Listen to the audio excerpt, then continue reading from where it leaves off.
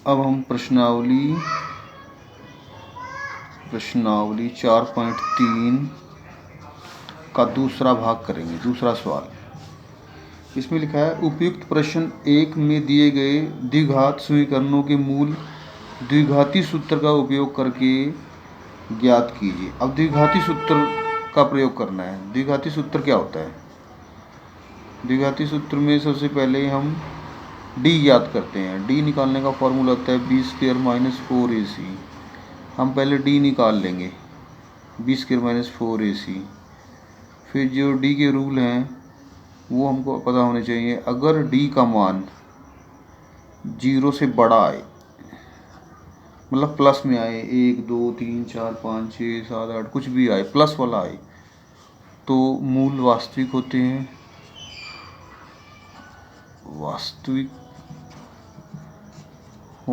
हैं।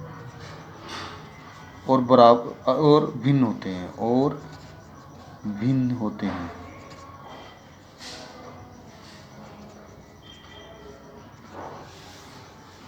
तो जब ऐसा होगा तो हमने मूल ज्ञात भी करने हैं। अब मूल होते हैं x के मान। x के 2 मान आते हैं, तो एक मान को यहाँ पे अल्फ़ा बोला जाता है, ये अल्फ़ा साइन है। तो इसका फॉर्मूला क्या है? माइनस बी प्लस वर्गमूल में डी बटे 2a। दूसरा मान होता है बीटा, ये बी ये लाइन लगा लेते हैं। इसका होता है माइनस बी माइनस वर्गमूल में डी बटे 2a। ये दोनों फॉर्मूले याद करने हैं।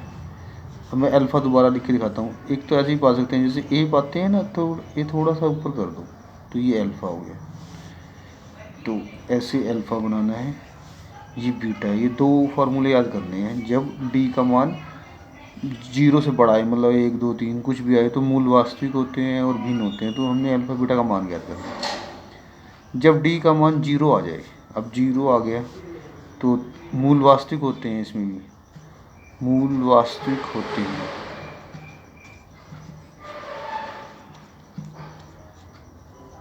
अब भिन्न नहीं होंगे, अब बराबर होंगे। बराबर होते हैं, मूल एक जैसे आएंगे। जैसे x का मान 1 10 आया तो दूसरा भी 10 आएगा जब d बराबर आए। अब d का मान 0 से नेगेटिव भी आ सकता है, जैसे 0 से छोटा, मतलब -1 2 3। तो जब होगा तो मूल अवास्तविक होते हैं। मूल अवास्तविक होते हैं। अब आगे सवाल को हल नहीं करना, उसमें अल्फ़ा बीटा नहीं निकलता। इसमें अल्फ़ा बीटा निकलता है डी वाले, जिसमें बराबर आए, क्योंकि उसमें कुछ आंसर तो आएगा। तो अब हम सवाल करते हैं। जैसे ये पहला सवाल है, ये पहले का पहला है, लेकिन इसको हम दूसरा समझ के कर रहे हैं। 2x² माइनस 7x प्लस 3 बराबर 0। सबसे पहले हम d निकालेंगे। उसके लिए हमको a का मान पता होना चाहिए। x की 2 के आगे जो होता है वो a होता है। a का मान 2 है, कोमा b का मान क्या आएगा जो x के आगे होता है। अगर यहाँ पे माइनस है तो माइनस जरूर लिखना है a b c के साथ। जैसे यहाँ -7 है तो ये लिखना है जरूर। और c का मान जमा का 3 है तो 3 लिखना है। a का मान जमा का 2 है तो 2 लिखना है। लेकिन अगर माइनस का आए तो माइनस जरूर लिखना है। अब d निकालने का फॉर्मूला b² माइनस 4ac। कोई भी सवाल करने से पहले उनके फॉर्मूले जरूर याद कर लें, और वो भी अच्छी तरह से याद होना चाहिए। अब b की जगह -7 का स्क्वायर और -4a की जगह 2 है, ये रहा, और c की जगह 3 है। अब क्या होगा? 7 का स्क्वायर होता है 49, और माइनस है ना, तो -7 को 2 बार लिखेंगे, -7 गुना -7, माइनस माइनस प्लस, 7 7 49 माइनस। अब 4 दूनी 8, 8 3 24, इनकी गुना होगी। अब ये माइनस होएगा, 49 में से 24 के 25। अब देखिए डी का मान प्लस में आ रहा है और 0 से बड़ा है, तो ये पहला वाला रूल चलेगा। मूल वास्तविक हैं और भिन्न होते हैं। मूल वास्तविक हैं और भिन्न है, मतलब x का मान 1 जैसे 2 आ गया, दूसरा कुछ और आ जाएगा, 5 आ जाएगा, या माइनस में आ जाएगा, मतलब दोनों आंसर अलग अलग आएंगे। अब जब ऐसा हो तो अल्फ़ा बीटा निकालना पड़ता है। अब अल्फ़ा मैंने बताया था ऐसे ही पड़ता है। अल्फ़ा का फार्मूला -b प्लस वर्गमूल d बटे 2a। अब देखो पहले हम इसके मान रख के देखते हैं। अब ये माइनस है, अब b का मान -7 है तो इसको ब्रैकेट में लिख लो -7, और वर्गमूल में d का मान अभी 25 आया था, नीचे 2 a का मान 2 है, सबके मान रख दो। अब देखो हम इसको सॉल्व कर रहे हैं, माइनस माइनस प्लस 7 हो गया। अब वर्गमूल के अंदर अगर ये किसी का जोड़ा है तो बाहर आ जाएगा, जैसे ये 5 का जोड़ा होता है तो 25 के स्थान पे 5 लिख देंगे और वर्गमूल हट जाएगा, नीचे 2 दूनी 4। अब ये प्लस का 7 है और ये प्लस का 5, दोनों प्लस के हैं तो जोड़ लो, 7 और 5 12, और आंसर भी प्लस का आएगा। अब 4 से भाग करो इसको, 4 3 12, तो अल्फ़ा का मान 3 आ गया। अब हम बीटा ज्ञात करेंगे।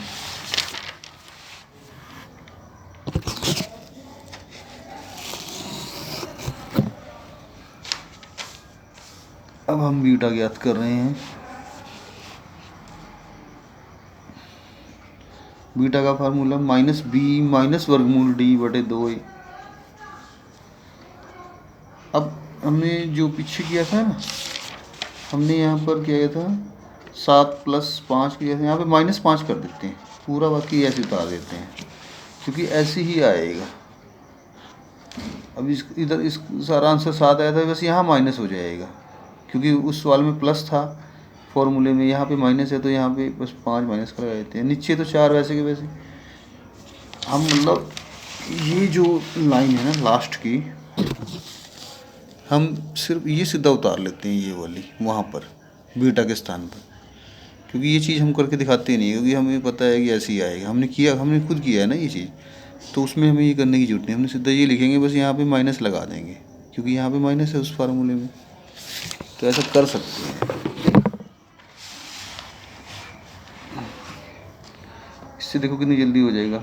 अब 7 में से 5 गए 2 और नीचे 4 है, ये 2 एकम 2, नीचे 2 दूनी 4, ऊपर 1 है नीचे 2, तो बीटा का मान 1/2 हो गया। अब मैंने कहा था ना मूल वास्तविक है और भिन्न है, मतलब अल्फ़ा का मान तो आ रहा है 3 और बीटा का मान 2, अलग अलग आंसर आ रहा है, भिन्न है ना मूल। तो आपको ये सवाल समझ आ गया। तो इस फॉर्मूले का नाम है द्विघाती सूत्र। ये द्विघाती सूत्र से कर रहे हैं हम, उससे पहले हमने किए थे पूर्ण वर्ग बनाने की विधि से, पूर्ण वर्ग बनाकर फिर हमने एक्स के मान ज्ञात करे थे। इसका एक तरीका होता है गुणनखंड से करना, लेकिन जब सवाल में जो फॉर्मूला लिखा है हमें उसी तरीके से करना पड़ेगा। अगर कुछ नहीं लिखा तो हम उसको गुणनखंड विधि से भी कर सकते हैं या पूर्ण वर्ग बनाने की विधि से कर सकते हैं। इसके लिए आपको 4.3 के जो पहला भाग है वो देखना पड़ेगा, तो उसमें मैंने पूर्ण वर्ग विधि सिखाई हुई है। और एक होता है द्विघाती सूत्र, अभी इसका नाम है द्विघाती सूत्र। तो अब मैं इसका एक सवाल और कर देता हूँ, फिर आप सारे सवाल ऐसे ही कर लेना। इसका मैं तीसरा भाग कर लेता हूँ, 4x² + 4√3x + 3 बराबर है। तो ये सवाल देखिए, इसमें a का मान क्या होता है, x² के आगे 4 है, 4 लिख लो, और b होता है जो x के आगे है 4 वर्गमूल 3, और कोमा c बराबर है ये 3। अब हम d याद करेंगे, इसका फॉर्मूला पहले b² - 4ac होता है, b की जगह 4 वर्गमूल 3 का स्क्वायर माइनस 4 गुना a की जगह 4 और c की जगह 3। अब आपको ये पता होना चाहिए कि वर्गमूल 3 गुना वर्गमूल 3 3 के बराबर होता है, 2 बार वर्गमूल 3 आ जाए तो 3 होता है। तो देखिए अब ये स्क्वायर है ना इसका, तो इसको 2 बार लिख लेते हैं, 4 वर्गमूल 3 और 4 वर्गमूल 3, ये ऐसे उतार देते हैं, एक लाइन हमने लिख ली, थोड़ा सवाल आसान करने। अब हम देखो 4 को इस 4 से गुना करते हैं, 4 चौके 16, और वर्गमूल 3 गुना वर्गमूल 3 3 होता है, अभी मैंने यहाँ बताया, तो इसकी जगह लिख दिया माइनस, ये इसका क्या आंसर आएगा, 4 चौके 16, 16 3 48, इधर भी देखो 16 3 48, 48 माइनस 48, तो ये 0 आ गया। तो ये दूसरा रूल है, इसमें जब d का मान 0 आए तो मूल वास्तविक होते हैं,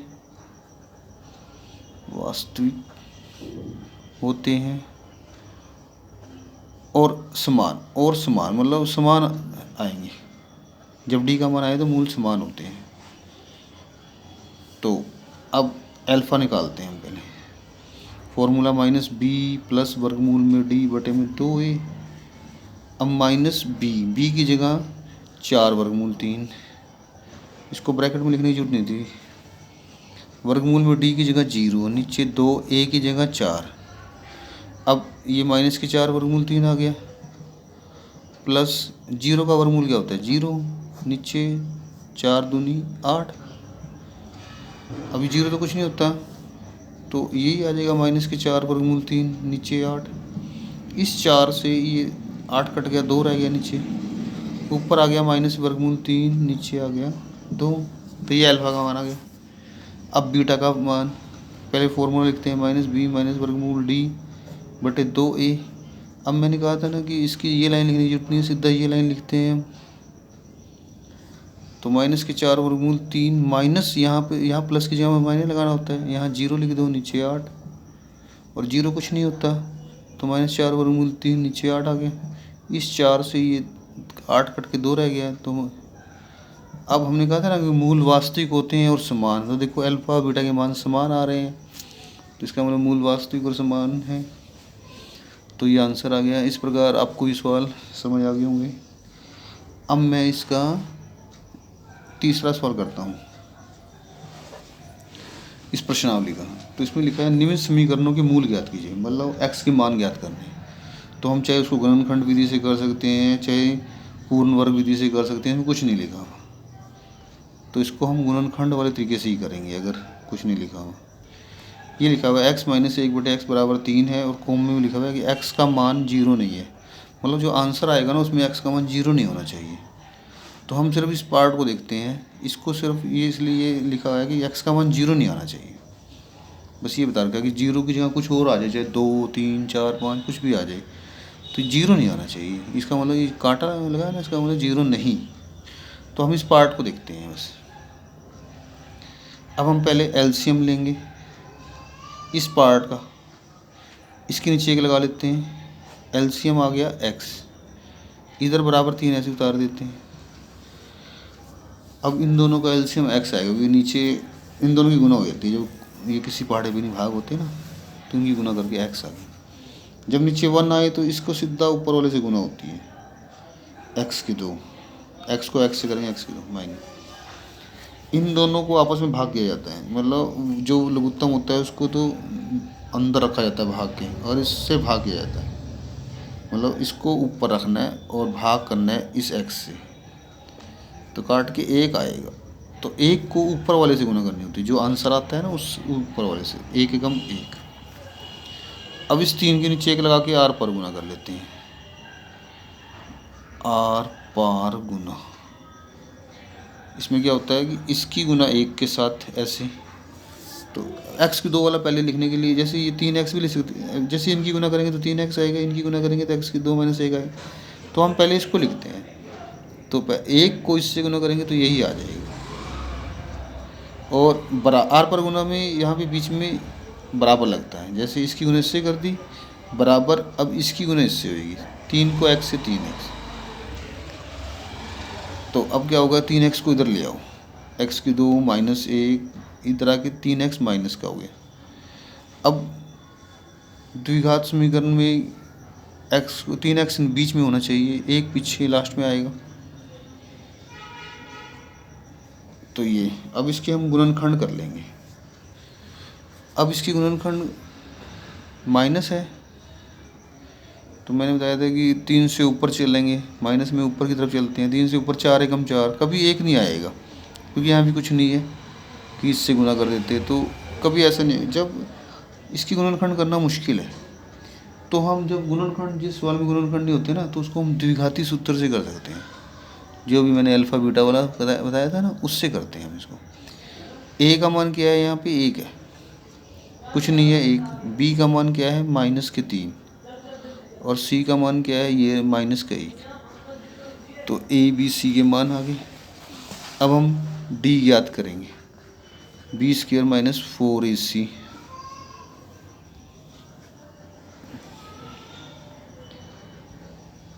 अब b की जगह क्या रखेंगे -3 का स्क्वायर, 4a की जगह 1 और c की जगह -1, तो हम ये कर देंगे। अब 3 का स्क्वायर तो 9 होता है, लेकिन ये जो माइनस है, जब स्क्वायर स्क्वायर का मतलब होता है -3 को -3 से गुना करनी, 2 बार माइनस आ जाए तो प्लस हो जाएगा। अब यहाँ देखो 4 एकम 4 और फिर 4 एकम 4, 4 आ गया। माइनस और माइनस जब गुना में माइनस आ जाए तो 2 बार प्लस हो जाता है, तो 9 और 4 13 आ गया। अब डी का मान 13 आ गया, मतलब 0 से बड़ा आ गया, ये 13 प्लस का होते हैं। तो मूल वास्तविक है और भिन्न है, मूल वास्तविक हैं और भिन्न है, मतलब इसमें अल्फ़ा बीटा निकलेगा। तो अल्फ़ा का फार्मूला -b प्लस वर्गमूल d बटे में 2a, माइनस b की जगह -3 है, ये यहाँ माइनस आएगा, ये -3 यहाँ लिख देते हैं, प्लस वर्गमूल में d की जगह 13 आएगा, नीचे 2a की जगह 1 है। तो अब ये देखिए माइनस बाहर और माइनस अंदर, माइनस माइनस प्लस 3 आ गया। और वर्गमूल 13 के जोड़े नहीं बनते, तो वर्गमूल 13 को ऐसे ही लिख के रखेंगे, नीचे 2 एकम 2। अब इसका कुछ नहीं हो सकता, ना तो ये 3 कट रहा है, कुछ भी नहीं कट रहा, ये जुड़ भी नहीं सकते क्योंकि वर्गमूल 13 और 3 अलग अलग हैं, ये जुड़ नहीं सकते। अब हम बीटा निकाल लेंगे। बीटा का फार्मूला पहले हम लिख लेते हैं, -b माइनस वर्गमूल d बटे 2a।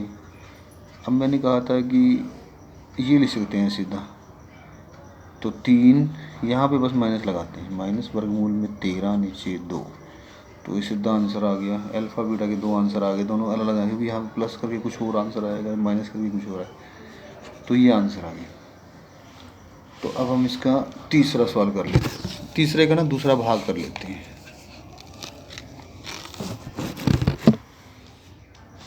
दूसरा भाग थोड़ा अलग है,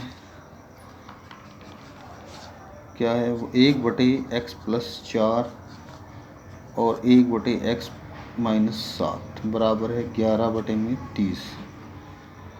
अब पिछले सवाल में ये भी लिखा था ना, x का मान बराबर नहीं है 0, तो आंसर तो 0 तो नहीं आया ना, तो इसका मतलब x का मान ये ठीक है, दोनों 0 को छोड़ के जो आए हैं वो ठीक है आंसर। अब हम इस सवाल में भी ऐसे लिखा हुआ है, x का मान ना कोमा पाके x बराबर नहीं है -4 और 7 भी नहीं है, इसका मतलब x का मान -4 भी नहीं आएगा ना 7 आएगा, तो इसको छोड़ के कुछ भी आ सकता है। तो हम देख लेंगे, बस -4 और 7 नहीं होना चाहिए। तो ये सवाल करते हैं, पहले हम इसको ठीक करना पड़ेगा, जैसे हमने भी तीसरे का पहला किया था एलसीएम लेके। अब जैसे ये पार्ट है, हम इसका एलसीएम लेते हैं। अब ये और ये दोनों अलग अलग हैं, तो हम इन दोनों को गुना कर लेते हैं, तो ये एलसीएम आ जाएगा। मतलब इसको ब्रैकेट में लिखने का मतलब ये गुना हो गई, मतलब इन दोनों को एक साथ लिखने पर गुना हो गई। अब क्या करते हैं, जो एलसीएम आता है ये, इसको ऊपर रखते हैं, x प्लस 4 और x माइनस 7 इसको ऊपर रखेंगे, और जो ये फर्स्ट है ना x प्लस 4, इससे डिवाइड करते हैं इसको।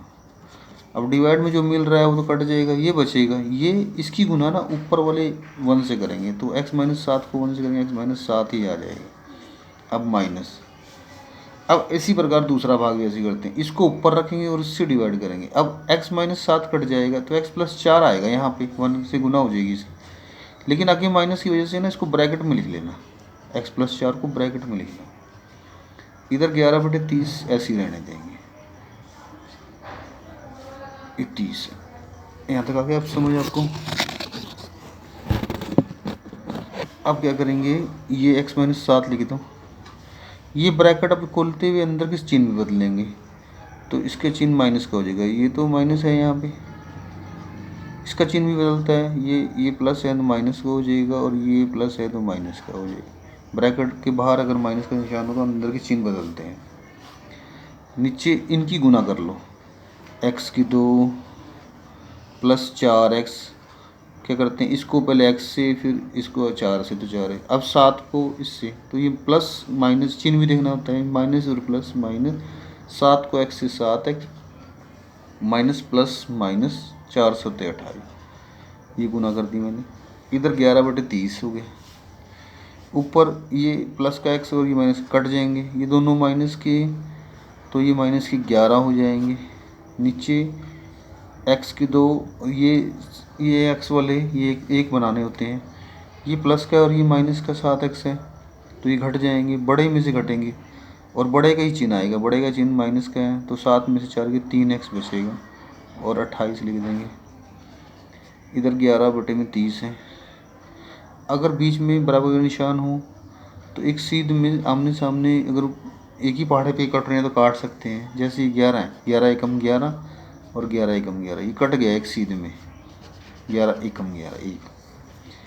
अब हम आर पर गुना करेंगे, इस एक को इससे और इस -1 को इस 30 से। तो हम क्या करेंगे, आर पर गुना में यहाँ पे आर पर गुना कर लेते हैं, आर पर गुना। अब x की 2 वाले को पहले लिख लो, इनकी 1 की गुना इससे हो जाएगी तो यही रकम आ जाएगी।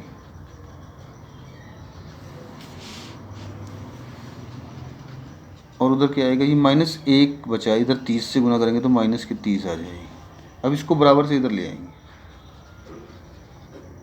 ये इधर की प्लस का हो जाएगा, 30 प्लस का।